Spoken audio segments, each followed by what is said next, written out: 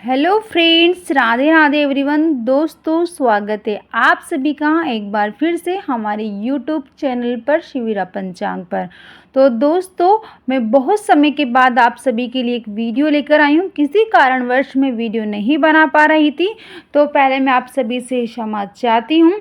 आज की वीडियो में लेकर आई हूँ कि कलश स्थापना आपको कैसी करनी है, नवरात्रि पर आपको कैसे कलश स्थापना करनी होगी, तो मैं वीडियो में आपको करके बताऊंगी। तो वीडियो को बिना स्किप किए एंड तक ज़रूर देखिएगा, ताकि कोई भी छोटी से छोटी जानकारी आपसे नहीं छूट पाए। तो दोस्तों, आपको कैसे स्थापना करनी है, तो उसके लिए हमको सबसे पहले कलश लेना होगा। आप तांबे का कलश आप ले सकते हैं, या पीतल का, या मिट्टी का आप कलश लें। मिट्टी का लेंगे तो ज़्यादा शुभ होगा। हमें मिट्टी का कलश लेना है और हमें उस पर मौली धागा ज़रूर से बांधना है। मौली धागा हम बांध देंगे। कलश को हमें खाली नहीं छोड़ना है, उसमें हमको शुद्ध साफ जल डालना है। उसके बाद हम चाहें तो उसमें 2 या 3 बूंद गंगा जल भी हम डाल सकते हैं। इसके बाद हमको कलश पर स्वास्तिक का चिन्ह हम बना देंगे, क्योंकि स्वास्तिक का जो चिन्ह होता है वो बहुत ही शुभ माना जाता है, इसीलिए स्वास्तिक का चिन्ह हम बनाएंगे।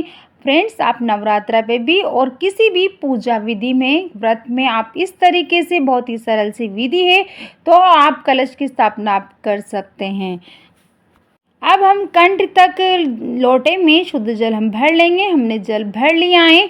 इसके बाद हम कलश में एक सुपारी, इलायची, लौंग, हल्दी और 1 रुपये का सिक्का हम इसमें डाल देंगे। आप चाहें तो आप चांदी का सिक्का भी आप डाल सकते हैं, जैसी आपकी इच्छा। इसी के बाद हम आम के पत्ते हमको चाहिए। अगर आपको आम के पत्ते नहीं मिले तो आप अशोक के पत्ते भी आप ले सकते हैं, लेकिन आम के पत्ते क्या ज़्यादा लंबे समय तक हरे होते हैं, वो जल्दी नहीं सूखते, तो कोशिश करना कि आम के पत्ते ही मिले। आम के पत्ते को हम कलश पर लगा देंगे। इन सभी पत्तों पर हम रोली से तिलक करेंगे, और हम रोली के अलावा हम हल्दी से भी तिलक लगा सकते हैं, क्योंकि हल्दी भी बहुत ही शुभ मानी जाती है। इसके बाद हम पूर्ण पात्र लेंगे, मतलब कलश को ढकने के लिए कोई पात्र लेंगे। आप चाहे तो कटोरी भी ले सकते हैं, या कलश को ढकने के लिए मिट्टी का एक पात्र आता है वो लेंगे।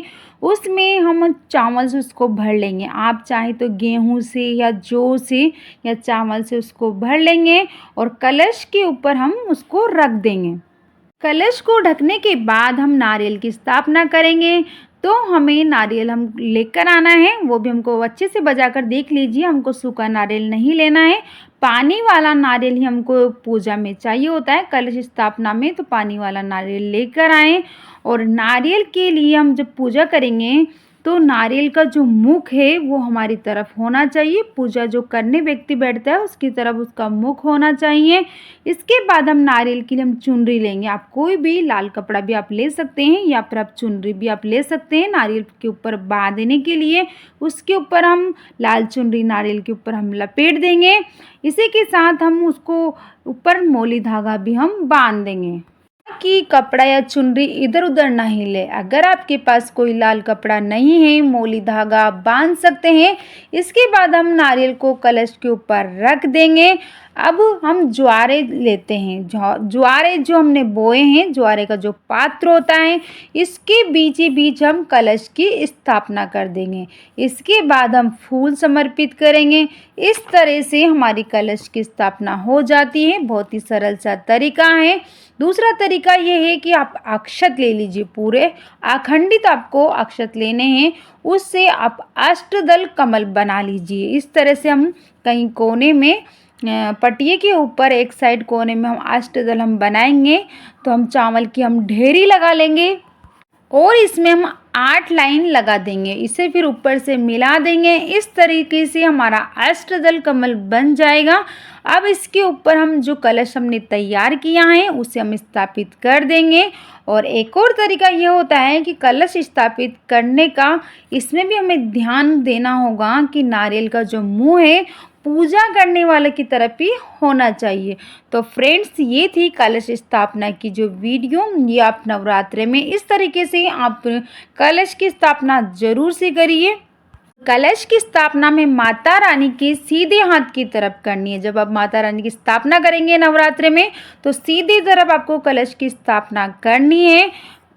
दोस्तों ये थी बहुत ही सरल तरीके से मैंने आपको कलश की स्थापना करके दिखाई है। दोस्तों आपको वीडियो पसंद आई हो तो लाइक करें, शेयर करें और चैनल को सब्सक्राइब करें।